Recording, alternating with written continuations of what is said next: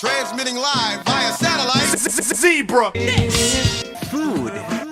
There it is. There it is.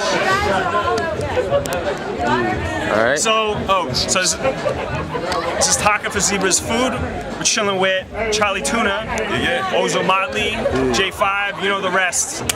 You know. Star Kiss. Exactly.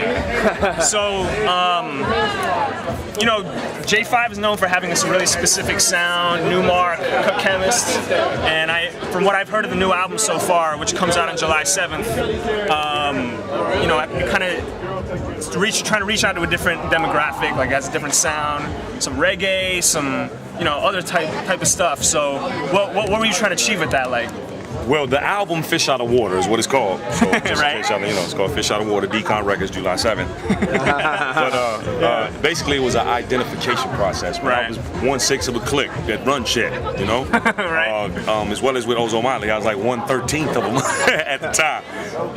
But being in group settings, you can only kind of disperse certain amounts of energy. Right. Certain things you get to say. Right. A lot of shit you got to kind of keep buckled up, unless you have other outlets. Hence, like all of these different collaborations you probably will see me on. I love to just like get that shit out because it's like baggage kind of. Yeah. But at any rate, my solo album was an identification process. I wanted for people to know me for more than just the verbal Herman monster, so to speak. You know what I mean?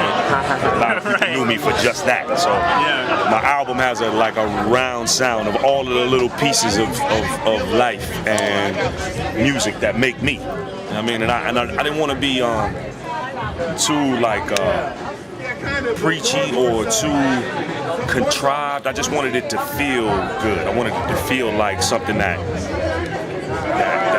didn't feel stressed or you know what I mean, like not forced. I didn't want to feel like I was pushing a circular peg in a square hole, so to speak. You know what I mean? So. Right. So I know Newmark handled the production on Coming Through. Yes, sir. But besides that track, who did the rest of the duties? Newmark did another track on the album called Graph Time. All right. That stemmed from the fact that I'm a painter at heart. That's what I did. That's what got me into hip hop. And I used to have a very bad fetish of writing on every fucking thing. My mom, a whole nother story. But yeah, Newmark did that. I got Damien and Steve Marley on a track called Guns Up, which is just about straight revolution. You know what I mean? Whichever way you think about it, whether it be physical or mental or spiritual, depending. I got Scott Storch on a song called Love's Gonna Get You. I performed it tonight. Right.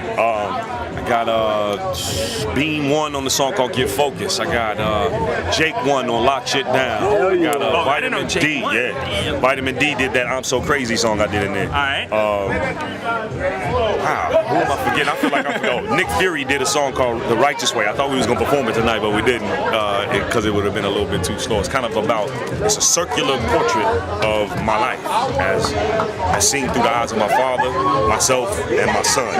It's kind of crazy, but it's a circular thing that showing all of the similarities of our lives. Is crazy. Wow, man. Who else am I forgetting? I feel like I'm forgetting somebody. Whoever I forgot, I'm sorry. I apologize, man, because sometimes it's just overwhelming, you know? No, I hear you, definitely. So actually, I've been wanting to ask you this for a while.